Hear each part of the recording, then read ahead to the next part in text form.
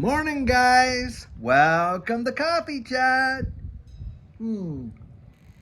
Hmm.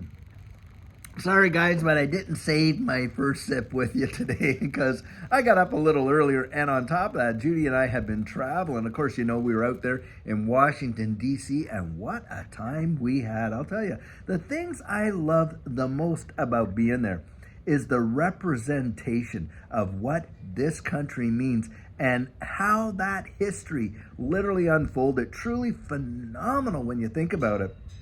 And guys, it's not just for the United States. A lot of us around the world, we have our monuments that bring us back to the past where we're memorializing significant events that have led up to the things that we hold dear, the rights and the beliefs that we have. And one thing I'd say for sure about this digital asset space, it was totally born out of the idea of libertarianism and the ability for people to kind of chart their own financial path and to see truly some amazing results from literally being able to go out there, the average folks allowing us to kind of get into things as they would, pre-IPO, which are reserved only, by the way, for the accredited investors in the real world, those that have $1 million liquid or are making big time incomes and this and this and that.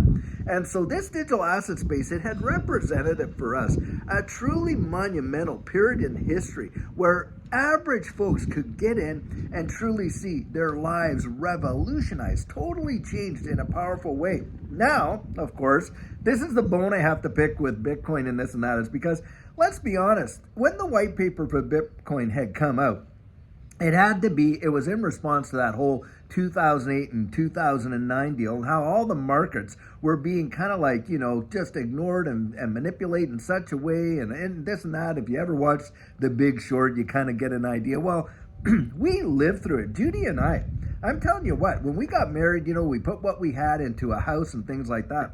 2008 and 9 came around, and boy, I'll tell you, we got crushed, absolutely crushed. Now, our property didn't get foreclosed on, but because we moved from one province to another due to our jobs and things like that, we were renting it out. But we were, literally underwater. We owed more on the property than what it was worth. And we ended up having someone else come and assume that mortgage. And we felt at the time, what a relief. But of course, all the equity that we had in that place, boof, it was gone. And a lot of other folks got absolutely decimated during that time. So here comes the white paper for Bitcoin. And it was in response to that to provide opportunities at a safe place for folks like you and I to kind of get into. At least that was the intent. Now, I was working for the underground economy at the time, and my bias against it, not because of the technology, but because of who was absolutely using it. And back in the day, of course, Bitcoin was almost synonymous with a lot of, kind of not so great stuff and stuff like that. And I had drank the Kool-Aid thinking, hey, it's only for the tax cheaters and the drug dealers and all the deviants out there, and so didn't touch it. But now you got a situation here with these Bitcoin ETFs, the very people that they said that they were out there trying to get out from under their boots, well, they just climbed under the covers with them, didn't they, with the Bitcoin ETF and things like that. And this is where I'm like, this is just a dog and pony show, what they're trying to purport. But needless to say, it is my personal belief that this digital asset space absolutely represents probably the greatest opportunity for average people to see life-changing results. I mean, when Judy and I got in, like I say, we didn't know a whole lot about it. And we certainly weren't looking to invest in that. We were looking at preserving the purchasing power of our savings and couldn't get our hands on any physical gold and silver. Well, what did we buy? First thing we bought was Bitcoin. But I'll tell you what, once we started to really understand what this space was all about, we thought to ourselves, goodness, some of these other technologies, my word, they're going to change the wide world, and especially like XRP. And so we got out of Bitcoin, put it all into these altcoins, and within 1 year, wow, did that ever change our situation in a powerful way. And guys, I don't share that to boast about, oh, look at us. No, I share that so you can get a perspective, so that you, as an average person investing in this space, I do believe that there is real world potential for you to see the little that you put in. And Judy and I felt that we put in just so little in comparison. And I remember that time walking around and thinking just loaves and fishes, loaves and fishes. How Jesus, had multiplied the loaves and fishes. I thought, well, Lord, you can take the little we got in here and you can make it into something big. And boy, did he. And I'll tell you, I genuinely believe that that's what this space represents. It represents an opportunity for folks, average, everyday people, to see life-changing situations take place. And I genuinely do believe that this space, ultimately in history, when we get down the road, it will represent the greatest wealth transfer in the history of mankind. I absolutely believe it 100%. And the reason why I do believe that is, of course, because of the infrastructure that we see being built. And in fact, articles that I was reading today were talking about the total demise of this current economic system that they got going on, and how it is literally on its last legs. It's in its own winter, where it's about ready to we have to change. We have to go into something new, because the world is at a point, financial system is at a point where it is about ready to literally, it could drop dead practically at any moment.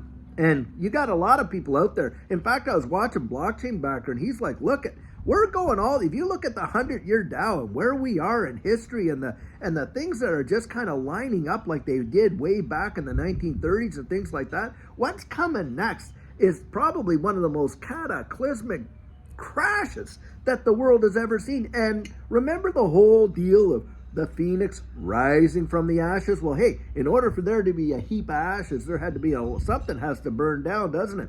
Guys, that's what I genuinely believe is going to happen. We are going to watch. This system is about to burn down in a big way, and they know it. And that's why they're up there building all these lifeboats, aren't they? That's why they're putting the infrastructure together the way they are, changing how the daily interest rate is calculated with the LIBOR and so forth and all that. The messaging standards for our financial institutions with the ISOs. That's why we're seeing central bank digital currencies being developed at breakneck speeds. And you actually have the IMF and the International Monetary Fund there, Bank of International Settlements, all these central banks around the wide world just scurrying like rats on a sinking ship to get this all done, because they know their time is short. I'll tell you what. And guys, most people, let's be honest with one another, are completely oblivious to it. Thank the Lord that you are aware of what's coming, because that awareness is providing you and I with an opportunity that most people will look back and absolutely be flabbergasted that they totally missed.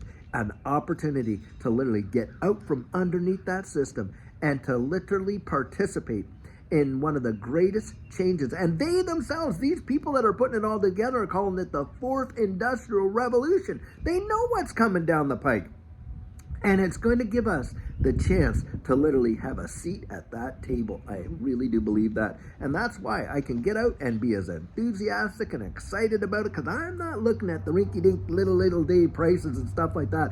I'm looking down the road at the fundamental implementation and change that this represents on a global level and a historic level. And that's why, to tie that in with going into Washington, seeing all those monuments and things like that, that are memorializing events that took place that revolutionized the way the world worked, I'm telling you, this space, it's going to have its memorials. I kid you not.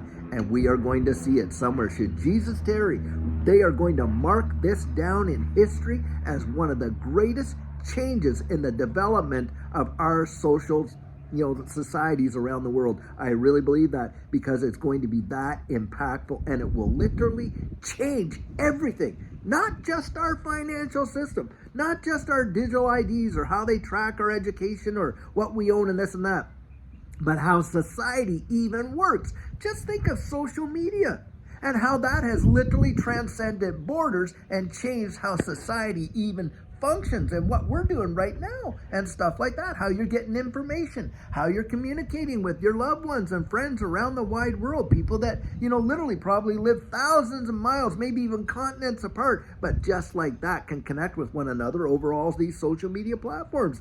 That in and of itself was revolutionary. Well, what's coming next is going to literally, I think, just boggle people's minds, and it is going to be truly amazing. And guys, I am so glad that you're a part of it.